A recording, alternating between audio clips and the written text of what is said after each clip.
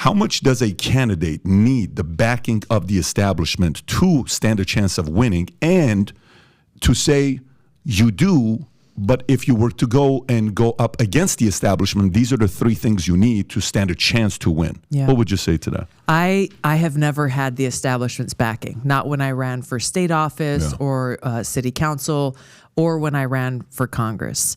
I was never the obvious choice from a party or an establishment standpoint. And frankly, even had some people in the Hawaii Democratic Party who were actively opposing my candidacy.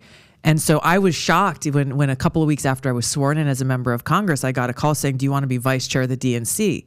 Like, I had no insight into the establishment organizations. And literally my response was, I don't know. What does a vice chair of the DNC do? What are you really asking of me? But said yes, because I okay, well, here's an opportunity to try to bring about some reforms that would actually ensure the Democratic Party is truly democratic and listening and connected to the people. And perhaps a little too idealistic as I went through that, but really my eyes being opened into the fact that, well, this party has become a party of elites, serving the interests of the elites and not the interests of the people who they are supposed to be, whose cause they are supposed to be championing. And so back to your question, I resigned as vice chair of the DNC specifically because of what was going on in that 2016 primary and specifically related to foreign policy. Bernie and I don't agree on every issue, but on foreign policy, we had a situation in 2016 where Hillary Clinton was being touted as, excuse me, the most qualified candidate ever to run for president in the history of our country. All of the talking heads on television use that line almost every single day. And yet they did not talk about what her record actually was. The stream of destruction and war and toppled regimes and failed states and dead bodies that she left in her wake. They refused to have her even answer, basic questions about that record. Not in debate stages, not in interviews. And frankly, Bernie Sanders wasn't even bringing it up that much, when in fact that was one of the biggest differences. I mean, he has a largely non-interventionist leaning foreign policy. I resigned as vice chair of the DNC and endorsed him specifically on foreign policy to maximize whatever platform I could have to shine a light on that contrast, on that difference, and expose Hillary's foreign policy record and hold her accountable to it. About can you be successful in politics without the establishment support? Yes, absolutely. Is it the easiest path? Is it the shortest path? No. But if your interest is in remaining committed to the people of this country or the people of your constituency or of your district, that's where my focus has always been. And unfortunately, we are living in a time where the establishment interest is not the interest of the people. So if you want to go play the insider politics game, the establishment game, you'll go places. It comes at a very, very high cost. Going up against them. It even comes at a high cost of personal compromise and a compromise of integrity if you choose to play that game. And yes, going up and challenging them is not just challenging the DNC or the Democratic Party. Right. It is also challenging all of their partners in the mainstream corporate media, challenging elements of the national security state that they are weaponizing for their own interests, challenging their friends and partners in big tech and social media who are very willing to do their bidding. So it is this whole kind of cabal of elitism that benefits off of having people in positions of power that they can control. And that's where, as you said, people were talking about me a lot at one point, but once they realize, oh, okay, she's not falling for the glitter and things that were dangling in front of her, and she thinks for herself and it speaks her own mind. That's where the tables kind of started to turn, and I stopped getting invited to the parties and the stuff that I know. Good right? parties. What are the?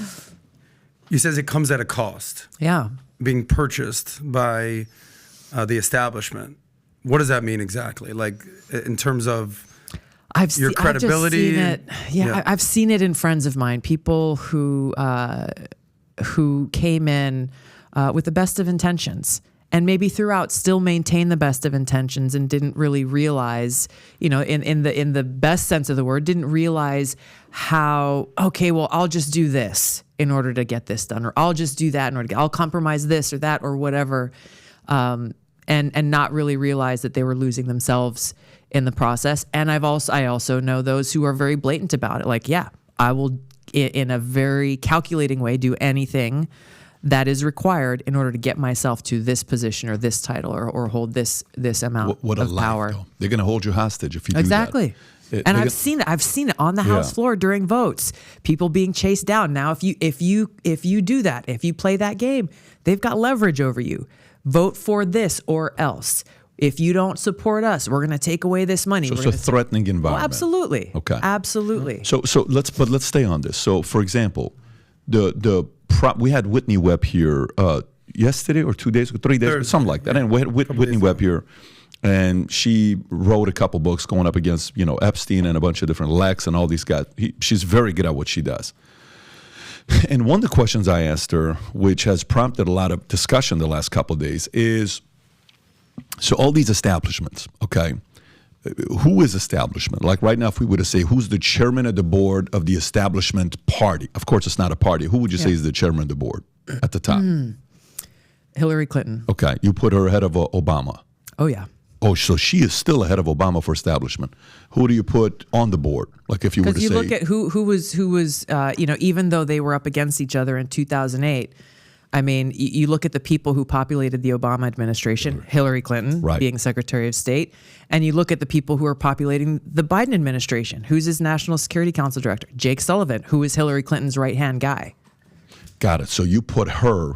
So you don't subscribe to this mindset that Obama's really on his third term and he's running the country. That's not where you're at. I think he is playing a very impactful role, but Hillary Clinton spent decades still building that Clinton machine. So she's that deep. is still very much. You think she still plays a role in the Biden administration? Yes.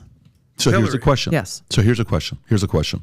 So if that's the case, to go up, is the goal, in order for America to be free, to go up against establishment, expose them, replace them with people that are statesmen, and hold them accountable? Would you say that should be one of American voters' top goals? It is the essential objective. We're on the same page. So now this goes. Can I add one little thing to that? Of course, sure. It is because you look at, and I talked a little bit about this in my talk yesterday, about when you look at the words that the founders used in our founding documents, we the people, a self-governed nation, we are the ones who have the ability to make this change. It feels hopeless at times because of how much money and power and all of these machines that exist to maintain that status quo of power. But ultimately at the ballot box, we are the ones who have the power to make the kind of change you're talking about and hold these elected leaders accountable. And they need to be people of courage who have the backbone and the strength to completely clean out the administrative state, the bureaucrats who have their own agenda, and who are very willing to either undermine the direction and interests of the people that we elect, the President of the United States, and continue to thrive off of this corrupt revolving door that exists between special interests and those who are unelected, yet who are making the kinds of changes through rules and regulations that should be done legislatively. Title IX is one example of this. Perfect. We're going the right direction. We're on the same page there. I agree with you. But I think, the challenge then becomes the following. If you look at all the establishment, and as well as some of these institutions that have made our lives horrible since November of, 1963 till today. Let's go 63 till today, November 22nd, assassination, John F. Kennedy. So I'm purely going November 1st till today. You can add FBI, CIA. You can put in there DOJ, military-industrial complex. You can, Whitney talked about the big tech firms. She put IBM, but she put all the social media companies. She put Pritzker, the folks from Big Pharma, lobbyists. You said Fed, right? We went through all the, and then names, mainstream Clinton, media. Biden. There were names from both sides, left and the right. Okay. When you think about who in the last 60 years that has had the weight to go up against these guys, you have to look at who was hated the most by those institutions and organizations and establishment. Kennedy was hated by those guys because they were on their way to want to undermine them, and another guy named Donald was, right? So obviously on two opposite sides, one guy was a Second Amendment guy in 1963, John F. Kennedy. They were NRA card members. Today, I'm not sure he would have been a Democrat today. Maybe he would have been a libertarian, independent, possibly a center-right type of a position he would have been today. But to go up against these guys that a lot of people think they're evil, okay? When you look at, we'll go into this as well with the whole ESG, DEI, CI stuff. We'll go into that afterwards. But the person to go up against the establishment, how does the average voter be able to tell the difference on who that candidate is? Because whoever has the guts and the ability and the willingness and is a true believer to do that, every institution's going to pin him as a bad guy or bad girl. Yeah. They're not going to market this person as a good candidate. They're going to have to do whatever they can to do character assassination. So how does the voter see between that massive character assassination and saying, but I think this is the guy or this is the gal that can do the job? How do we differentiate between the two? People's trust in the mainstream media has radically been reduced over time. I think it's probably at a historic low at this point. People's trust in our public institutions has continued to drop. Why? Because we have been lied to and cheated, and evidence has been shown how corrupt these entities have unfortunately become.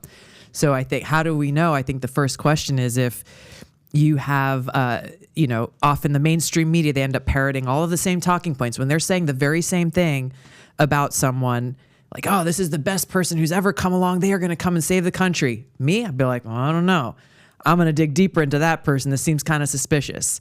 And in my case, they parrot the same talking points and accusations and baseless smears against me. I have heard from people who are saying, hey, I've heard them saying all this stuff about you. Doesn't seem right. I want to learn more. So I think identifying the messenger and being able to see through that facade of lies, or it's not a facade of lies, they are actually lies, but seeing through that facade to recognize the truth, or at least the need to dig deeper to learn more, I think is where we're moving in that direction.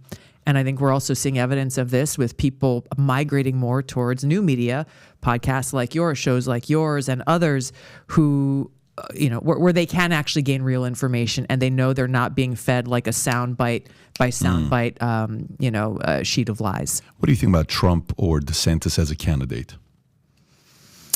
Tell me more. What do you mean? I mean, okay, so let's just say you are somebody that you're the Soros of the right. There isn't one, but let's just say you're the Soros of the right.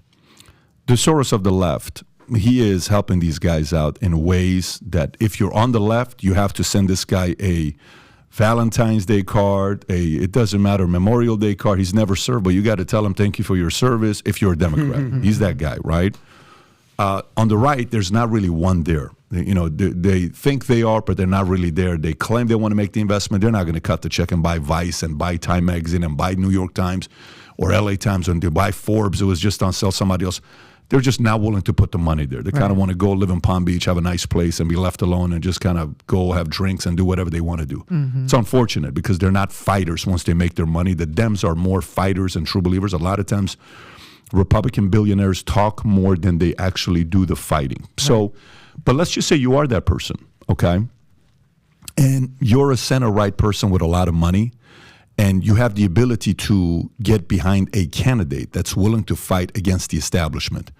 Where would you put Trump, DeSantis, or even others as a qualified candidate to go up against this task? It's going to be an ugly one. Who would you say is the most qualified to do that job? I don't know is the honest answer. I don't know enough about all the different people who are running. Trump has obviously shown he has taken on both all of the establishments, obviously the Democrats, the Republican Party, the media. And I think that's one reason why a lot of people are drawn to him is he says what a lot of people are thinking in some ways, even if it's not nice to hear, but is willing to kind of take on these machines that have been perceived to be too powerful to take on. And I think Ron DeSantis has done that in some ways, but I think it remains to be seen. And I think that's the beauty of this election process, is that voters will have the time and the opportunity, as they should, both for Republicans and Democrats. And with the DNC's decision to not allow Democratic voters to have that opportunity is truly offensive and disrespectful to voters. So if you like this clip and you want to watch another one, click right here. And if you want to watch the entire podcast, click right here.